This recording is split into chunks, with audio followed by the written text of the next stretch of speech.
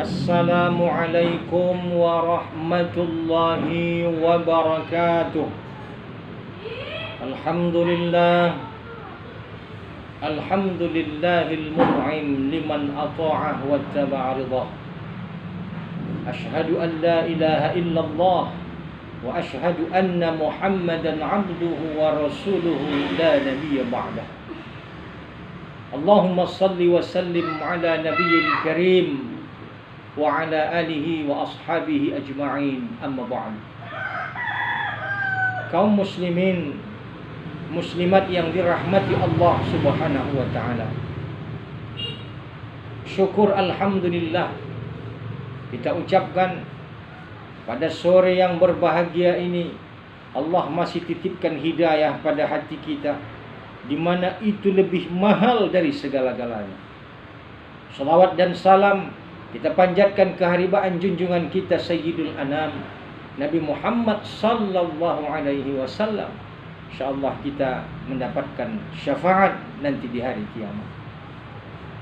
Kaum muslimin muslimat yang dirahmati Allah Subhanahu wa ta'ala, hari ini izinkan saya berbagi kepada kita tentang kondisi Islam hari ini.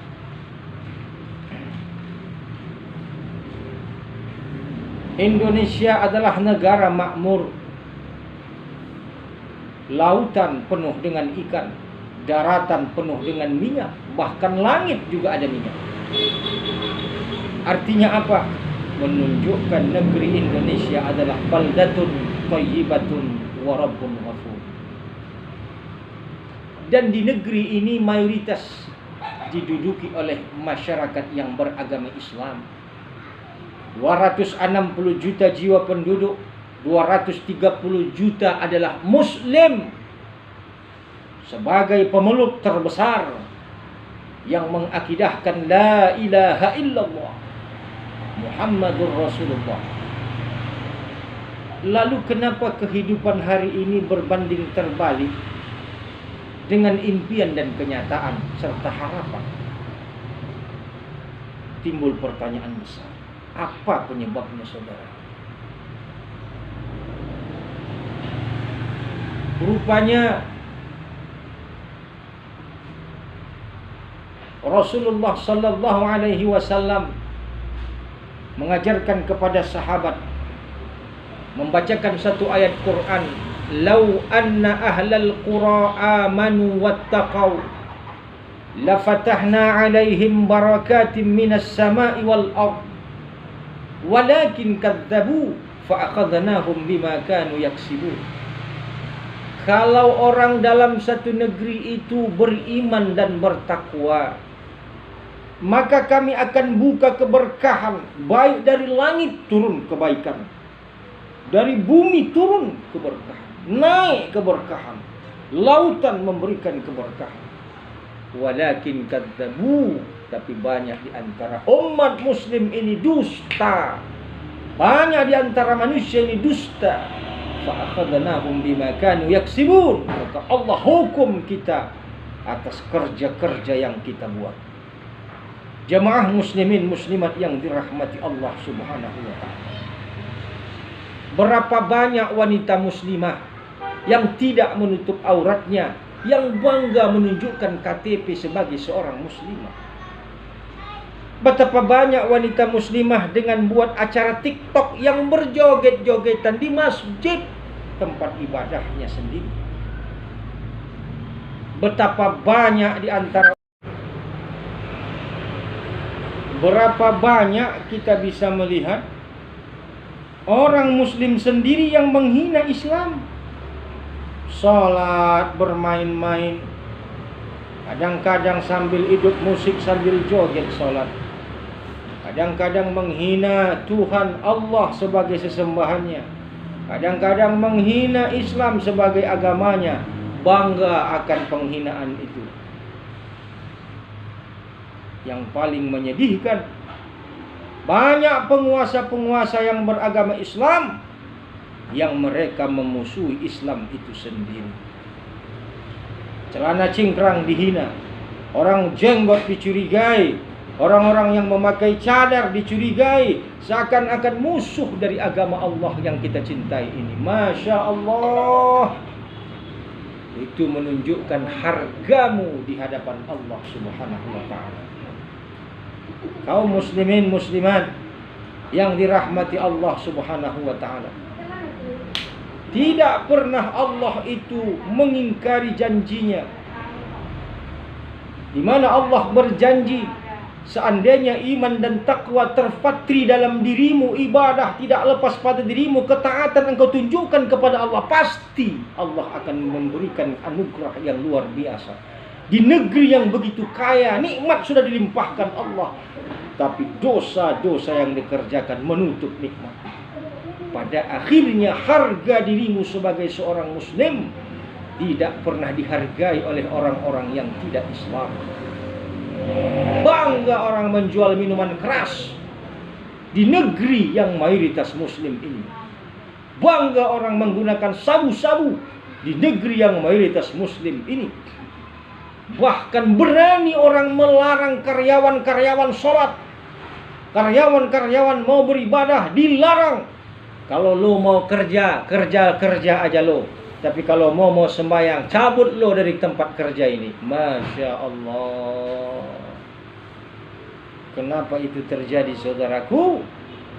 Karena engkau tidak menghargai Allah sebagai Tuhan. Ya. Idza uzzimat ummati ad-dunya, kata Rasul. Kalau engkau membesarkan dunia di hatimu ini, engkau tanggalkan Allah, engkau tanggalkan agama, engkau besarkan dunia, nuzi'at haibatul Islam.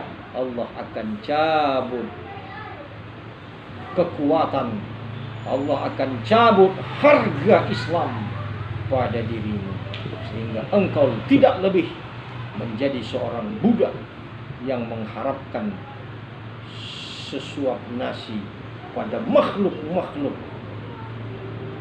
yang menghina Allah Subhanahu wa ta'ala. Jemaah kaum muslimin muslimat yang dirahmati Allah. Yang kedua, kenapa negeri yang loh jenawi, yang kaya makmur seperti ini memiliki rakyat, memiliki masyarakat yang banyak miskin fakir? Karena negeri ini dipimpin, dikuasai oleh rezim-rezim yang murka Allah melihatnya, oleh rezim-rezim yang melanggar perintah Allah, oleh rezim-rezim yang kadang-kadang mau berbuat makar pada Allah Subhanahu wa ta'ala. Wa makaru, engkau mau berbuat makar pada Allah, melawan Allah. Wa makarullah, awas kalau Allah membalas makar yang kamu buat dengan makar-makar yang lain. Wallahu khairul makirin. Allah sebaik-baik pembuat makar. Pemimpin-pemimpin negeri ini banyak hari ini yang sudah tidak mengindahkan perintah Allah. Saudaraku, kalau seorang Nasrani dengan agamanya, seorang Hindu dengan agamanya, dia mempunyai istri tidak menggunakan jilbab di muka khalayak ramai, wajar, karena agamanya tidak mewajibkan jilbab itu. Tapi kalau seorang pemimpin muslim yang tidak menggunakan jilbab istrinya, ini pertanyaan luar biasa. Ada apa dengan? Kalau seorang pemimpin muslim yang hari ini di negeri Indonesia yang kita cintai ini, semuanya takut pada Allah, DPR-nya takut pada Allah, subhanallah, niscaya akan Allah berikan keberkahan. Lalu timbul pertanyaan, Ustaz, kenapa kami sebagai rakyat dizalimi, Ustaz? Maka Allah mengatakan, wa ma kana Allahu liyazlimahum walakin kanu anfusahum yazlimun. Sesungguhnya Allah tidak pernah menzalimi, tapi kamu sesungguhnya yang menzalimi diri kamu. Kenapa kami ditakdirkan mendapat pemimpin yang zalim, yang ustaz, yang tidak mencintai rakyatnya, yang kadang-kadang membohongi rakyatnya, yang kadang-kadang menipu rakyatnya, yang kadang-kadang berkata A rupanya B, berkata B rupanya A, yang kadang-kadang senyum rupanya sekedar kamuflase saja?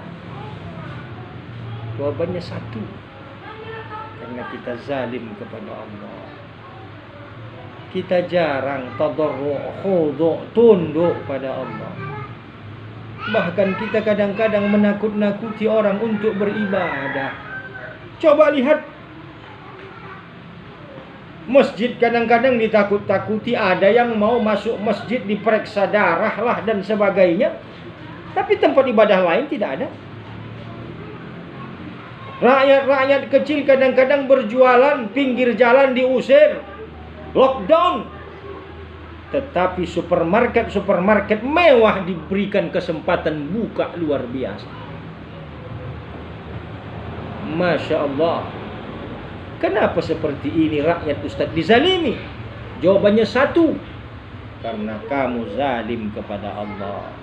Allah akan menakdirkan pemimpin yang zalim kepada rakyat yang zalim. Allah akan menakdirkan pemimpin yang keras, kasar dan keras kepada rakyat yang jauh dari Allah Subhanahu wa ta'ala. Maka apa kata Rasulullah dalam satu hadis? Kalau kamu tadarru', kalau kamu khudu', kalau kamu inqiyad, kalau kamu rajin berdoa kepada Allah Subhanahu wa ta'ala, jangan takut. Akfikum mulukakum, raja-raja kamu yang menindas kamu, aku lawannya, kata Allah Subhanahu wa ta'ala. Saudaraku, andai kita lemah, andai kita tidak punya kekuatan, andai kita tidak punya kemampuan, andai kita tidak punya laskar, andai kita tidak punya tentara, andai kita tidak punya pasukan melawan kezaliman-kezaliman ini, biarkan Allah yang menghanguskan mereka, menghancurkan mereka, memerangi mereka dengan satu syarat: merapatkan shaf, dekatkan diri beribadah kepada Allah Subhanahu wa ta'ala. Kalau engkau dekat pada Allah, taat pada Allah, istiqomah dengan ajaran Allah, Allah akan bikin ketakutan di hati-hati musuhmu. Coba lihat hari ini, tidak sedikit daripada DPR MPR yang ada di pusat sana yang mau menghapus TAP MPR S52 yang isinya adalah mengatakan tidak ada hak kesempatan bagi komunis untuk berada di negeri ini. Ketika itu dihapus, maka itu melanggar daripada cita-cita pendiri bangsa yang telah mengorbankan harga dirinya, jiwanya, hartanya untuk mengambil kemerdekaan negeri ini. Maka kita sebagai penerus, mari berjuang. Dengan apa Ustaz? Dengan doa. Dengan apa Ustaz? Dengan ibadah. Dengan apa Ustaz? Dengan saling bersatu, tolong menolong dalam ekonomi, tolong menolong dalam politik, tolong menolong dalam sosial. Atas dasar apa? Atas dasar kepentingan agama. Karena Indonesia adalah Islam dan Islam adalah Indonesia, tidak terlepaskan dari mulai membentuk negeri yang kita cintai ini sampai akhir hayat nanti. Assalamualaikum warahmatullahi wabarakatuh.